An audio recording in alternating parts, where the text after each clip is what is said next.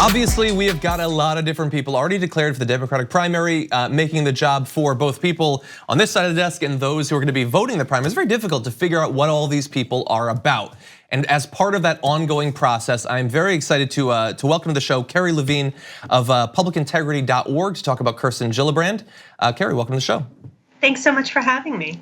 Very glad to have you here. So I know that at Public Integrity, you've done a good amount of reporting about some of Senator Gillibrand's finances recently, and I do want to dig into that.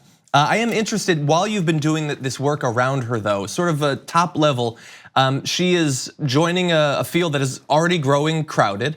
And so far, in terms of the polling, which take that with a grain of salt, she has not done extremely well.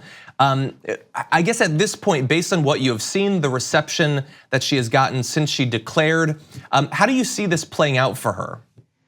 I think it's too early to tell. As you pointed out, this is a crowded field, and every single day it's getting more crowded. So I think it's too soon to really call the race or say who's doing well. Certainly she, launched her bid. She hasn't had major stumbles. She's out there campaigning, and she also comes into this with a healthy amount of cash to support her campaigning. And so I think you can't underestimate those things. And in a big field, it's really hard to say how it'll shake out. I think at this point in the 2016 primaries, no one would have thought Donald Trump would be the Republican nominee. Yeah, those were blessed days for sure. So you bring up the cash. Let's talk cash then. So back in February of last year, Senator Gillibrand said that she would no longer be accepting campaign contributions from corporate PACs.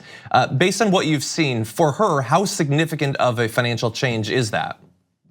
Well, she had gotten support from corporate PACs in the past over an extended period of time, but she actually seems to be having a pretty healthy fundraising time. For instance, in the 2018 cycle, when she was up for re-election to the Senate from New York, she raised $17.8 million, which is pretty healthy given how easily she won re-election in November. And I think it's important to note that she really conserved her cash during the 2018 election cycle, and she finished with more than $10 million still in the bank that can now be used for the presidential campaign. Which certainly seems in hindsight now like a potentially strategic move to have those reserves going into a very contested primary. On the opposite side from those corporate PAC donations, in terms of small dollar donations, I know that that's going to be a very big part of how people evaluate these candidates. I know the DNC has even said that.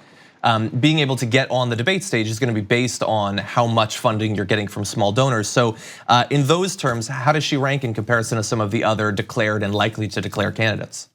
She's doing a pretty healthy job raising money from small donors. About a third of her money last cycle came from donors giving $200 or less, which is sort of the under $200 is sort of the standard metric for who is considered a small donor. And I think the other thing to note, and it's really important here, given the current makeup of the Democratic base, is that she gets really strong support from women. Which obviously were gigantic and growing in terms of finances in the last election. That's right. So what I'm curious about, and I apologize if this goes beyond the reporting that you've done already, but I do know that from the time, the period before she was elevated to the Senate and the period after, before in Congress, she was one of the more conservative Democrats in the caucus. After she's been elevated to the Senate, she becomes one of the more liberal senators. In terms of financing, is there anything in what you have seen in terms of potentially change, like what industry she's getting financing from before and after, any financial explanation that could help to explain that change beyond just the personal sort of political evolution? Well, I think you've given two choices, a financial option that explains the change or a personal political evolution. And so I'll take the first one first. Certainly over the years, there's been different shifts in her campaign finance picture. There's been different sources of funds. She's always been very strong, for example, with lawyers and law firms. Senator Gillibrand was a lawyer at some very large firms before she ran for Congress, joined Congress. So I think you still see that. Whether there's financing that explains the shift, I don't think there's something I can point to. I do think it's important to note that beyond money, when she represented her district upstate, that's a far more conservative district than maybe the state as a whole. When you represent the whole state, you have to deal with the fact that a lot of the population is in New York City. So that's another possible explanation that we haven't talked about for her evolution on some of these issues. It's a different constituency.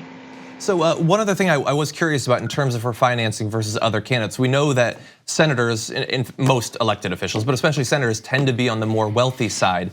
In that regard, how does Senator Gillibrand rank?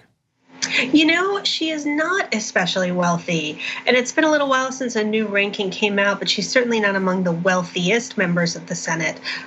She does well. She has pretty healthy finances from what I've seen, but she isn't among the richest of the rich in the Senate, which is pretty rich.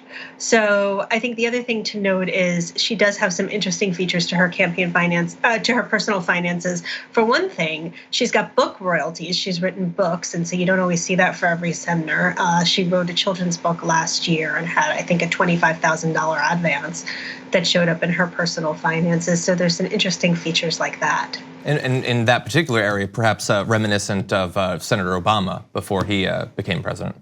Yes, and I think you see books becoming really another almost requisite for people running for president, because I know, for instance, Mayor Buttigieg, who announced today, I believe this morning, also is writing a book, and it's becoming increasingly common for contenders to put one out.